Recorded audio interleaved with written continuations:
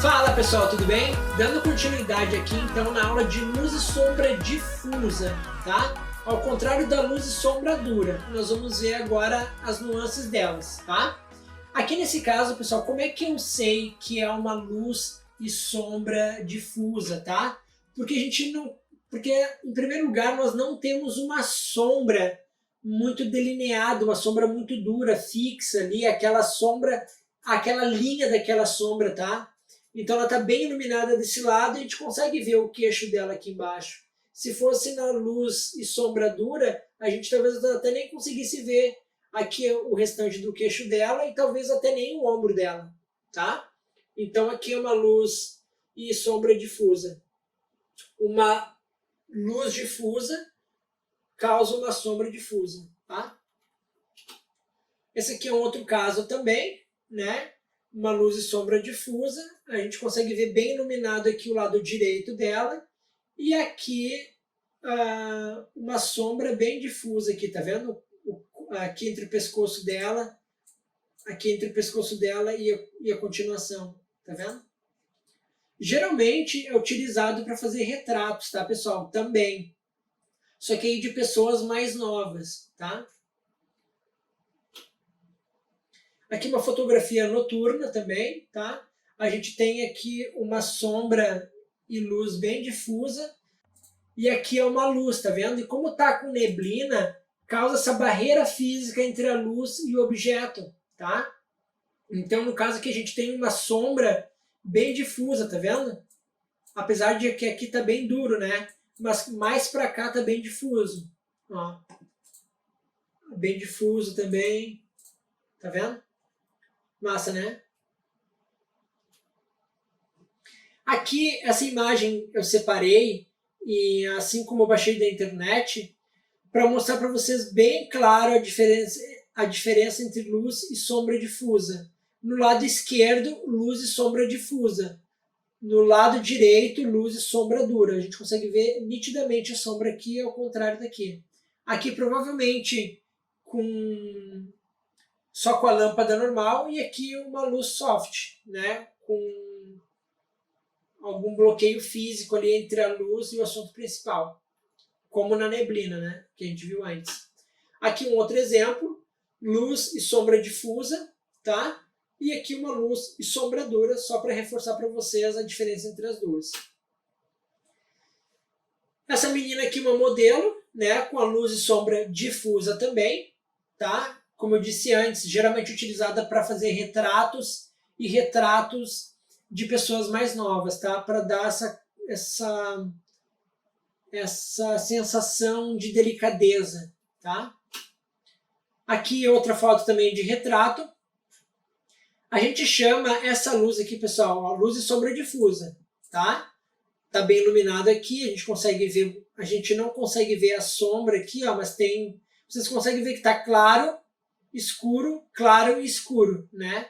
Esse tipo de foto aqui a gente chama de foto de Rembrandt, tá? Que é com uma única fonte de luz, batendo num dos lados, por exemplo, do nosso assunto principal, e a luz, ela passa por cima do nariz e ilumina a maçã do rosto.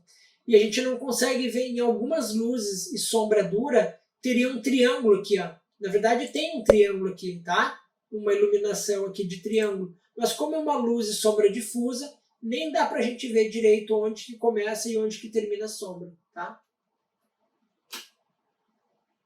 Aqui também outro exemplo de luz e sombra difusa, como naquela árvore de antes, né?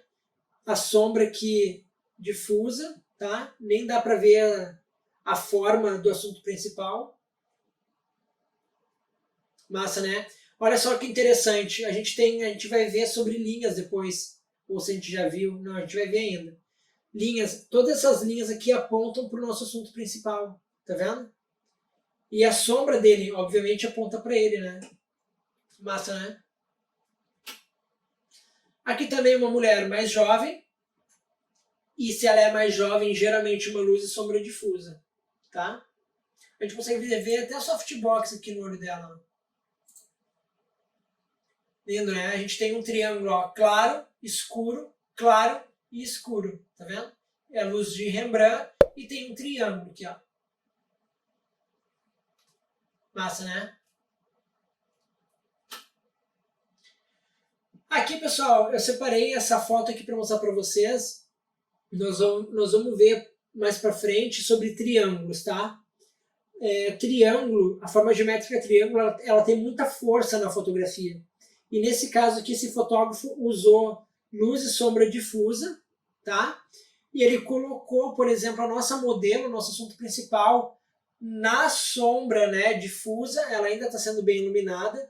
Então, você pode ver que tem uma linha que vem daqui de cima da sombra até aqui embaixo e causa dois triângulos essa imagem, tá vendo?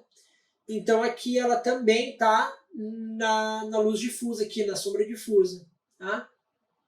Ela também está bem iluminada, relativamente bem iluminada, né? Dá para ver bastante ela.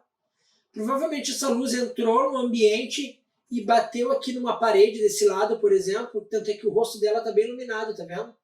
Então bateu na parede, voltou nela e está iluminando tudo. Isso aqui tudo deve ser branco, tá? Aqui também, né, luz e sombra difusa, tá? A luz veio daqui, bateu no lado esquerdo dela, claro e escuro, tá vendo? Rembrandt também. Aqui até o triângulo, até no rosto não está bem formado, não está bem claro, mas essa é a ideia, tá? Massa, né? A sombra aqui nela, no caso, no rosto, nem dá para ver onde começa e onde termina, tá? Uma sombra bem difusa, provavelmente usando um softbox, para deixar uma luz bem difusa também. E aí, espero que vocês tenham entendido, tá, pessoal? Nessa aula de luz e sombra difusa. Caso vocês não tenham entendido, voltem na aula teórica, né? E comparem também, né, a luz e sombra difusa para vocês, dura e difusa, para vocês entenderem mais. Vocês podem ver que dá para fazer tanto fotos de retratos, tanto com luz difusa, quanto luz dura também, tá bom? Espero que vocês tenham gostado e bora para a aula. Um grande abraço!